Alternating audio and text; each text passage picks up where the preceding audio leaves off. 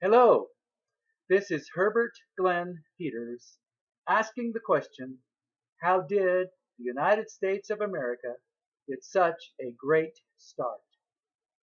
Hope? Yes, our early history is a beacon of hope. In our first 46 years as a nation, we had 32 balanced budgets. On January 8, 1835, with Democrat President Andrew Jackson, we paid our federal debt down to zero. The average wage during these 46 years was about 4.5 cents per hour, and there were no payroll taxes or income taxes, and tariffs funded the federal government. The byword of the day was manifest destiny.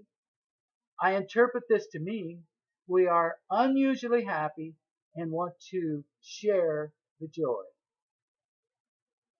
Going back a bit further, to around the year 1700, during our colonial years, about two-thirds of our people were Christians.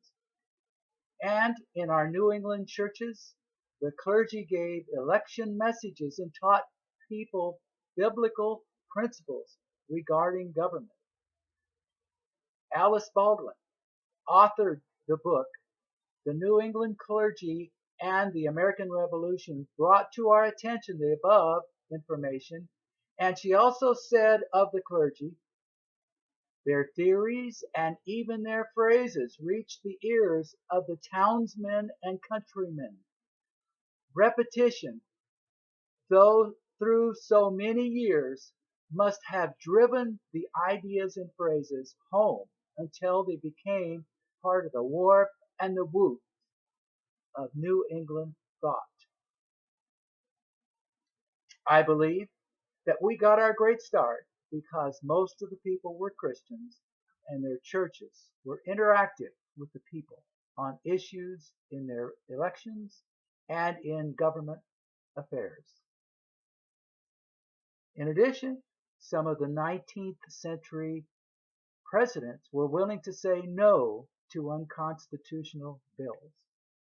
In 1854, Democrat President Franklin Pierce vetoed a welfare bill. In his veto message, he said that the federal government should not commit itself to social welfare. Over 70 years later, the federal government incompetently took over much of the welfare burden. Now we have over 100 million of our people receiving some form of federal assistance. In 1887, Democrat President Grover Cleveland vetoed a farm bill. In his veto message, he said, in part, I can find no warrant for such an appropriation in the Constitution. He also said, a prevalent tendency to disregard the limited mission of the power and duty should, I think, be steadfastly resisted to the end that the lesson should be constantly enforced that though the people support the government should not support the people. We have reviewed our great start and found that the early citizens were mostly Christians and that the 19th century Democrat president were able to say no to unconstitutional bills. I believe that this information substantiates how we got our great start. So let's review the statistics from before and after, from our beginning and our statistics now, and see how they compare. In our first 46 years as a nation, we had 32 balanced budgets. We paid the federal debt down to zero. The average wage was 4.5 cents per hour, and there were no payroll or income taxes. Tariffs funded the federal government. The byword of the day was manifest destiny. Compare that with today. Our debt is over $17.4 trillion. Our deficits are so large that if they taxed us at 100% of our income, that we would still have a deficit.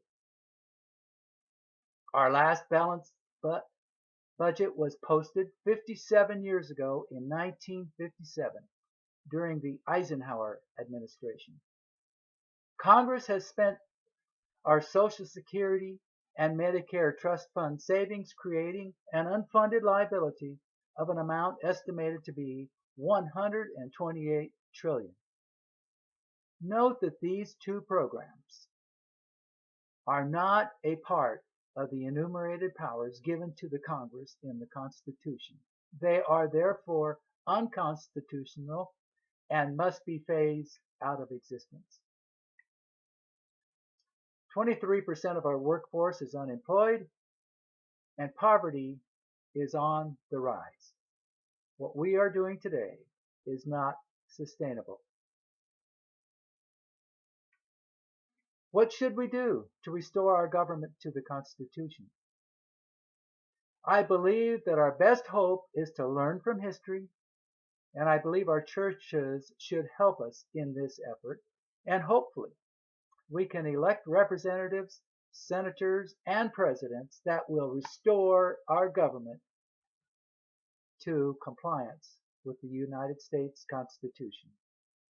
I believe that the key to this effort is the revival of the churches. Yes, I want to keep our modern conveniences such as travel and communications and conveniences, and I want to get our government back into compliance with the Constitution. Will you help? The Bible says in 2 Chronicles 7:14, if my people, which are called by my name, shall humble themselves and pray and seek my face and turn from their wicked ways, then will I hear from heaven and will forgive their sin and will heal their land. I hope that our God will help us restore our country. It is we the people that must act at the ballot box. Goodbye, and may God bless you, and may God bless the United States of America.